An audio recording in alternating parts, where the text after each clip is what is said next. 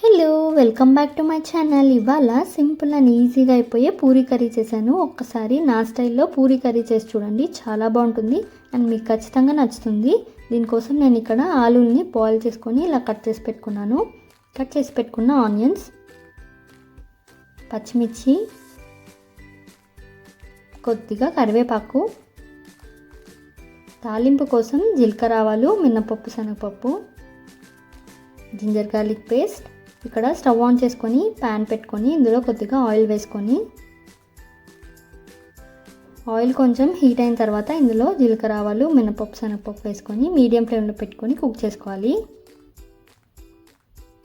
తాలింపు అనేది కొద్దిగా ఫ్రై అయిన తర్వాత ఇప్పుడు మనం కట్ చేసి పెట్టుకున్న ఆనియన్స్ని వేసేసుకొని, పూరీ కర్రీలో కొద్దిగా ఆనియన్స్ ఎక్కువే పడతాయి, అప్పుడే చాలా బాగుంటుంది టేస్ట్. ఇలా బాగా కలిపేసుకొని ఇప్పుడు ఇందులో కొద్దిగా పసుపు,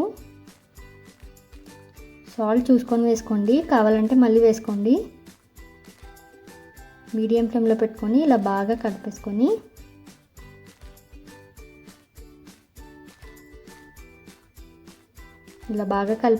మూత పెట్టుకొని కుక్ చేసుకోవాలి. మధ్య మధ్యలో కలుపుతూ ఉండాలి, లేదంటే ఆనియన్స్ అడుగంటేస్తాయి. ఇలా బాగా కలిపేసుకొని ఇవి కొద్దిగా ఫ్రై అయిన తర్వాత ఇప్పుడు ఇందులో కట్ చేసి పెట్టుకున్న పచ్చిమిర్చి మీ కారం తగ్గట్టు వేసుకోండి. కరివేపాకు వేసేసుకొని బాగా కలిపేసుకొని, ఆనియన్స్ అనేవి కొద్దిగా కుక్ అయిన తర్వాత ఇందులో ఇప్పుడు 1/2 స్పూన్ జింజర్ గార్లిక్ పేస్ట్ వేసేసుకొని ఇలా బాగా కలిపేసుకొని మళ్ళీ మూత పెట్టుకొని కుక్ చేసుకున్నాను. జింజర్ గార్లిక్ పేస్ట్ అనేది పచ్చివాసన పోయిన తర్వాత ఇప్పుడు మనం కట్ చేసి పెట్టుకున్న ఆలూని వేసుకొని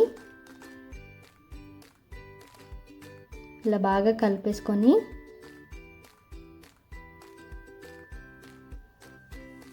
ఇప్పుడు ఇందులో వాటర్ వేసుకోవాలి. వాటర్ మీ గ్రేవీ కన్సిస్టెన్సీ బట్టి వేసుకోండి.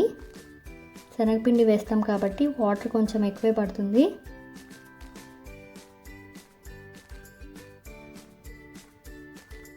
ఇలా వాటర్ వేసేసుకొని బాగా కలిపేసుకోవాలి.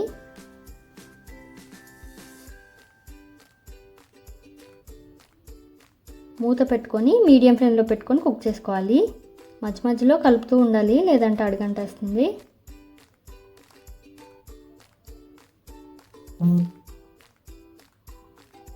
ఇలా మధ్య మధ్యలో కలుపుతూ ఉండాలి. ఇప్పుడు ఒక బౌల్లో నేను ఒక 2 స్పూన్ శనగపిండి తీసుకొని వాటర్ వేసుకొని అస్సలు లమ్స్ లేకుండా ఇలా బాగా కలుపుతూ స్మూత్ మిక్చర్ లాగా కలుపుకోవాలి. అస్సలు లమ్స్ ఉండకూడదు. ఇలా స్మూత్గా కలుపుకొని మన కర్రీ బాగా బాయిల్ అవుతున్నప్పుడు ఈ శనగపిండి వాటర్ని వేసేసుకొని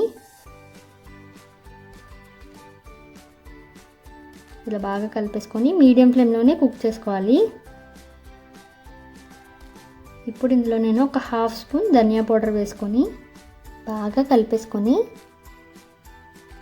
కర్రీ అనేది బాగా దగ్గర పడే వరకు కుక్ చేసుకోవాలి. కర్రీ అనేది ఇలా బాగా దగ్గర పడ్డాక స్టవ్ ఆఫ్ చేసుకొని వేడిగా సర్వ్ చేసుకుంటే చాలా బాగుంటుంది. ఒకసారి ట్రై చేయండి. వీడియో నచ్చితే please like, share and subscribe.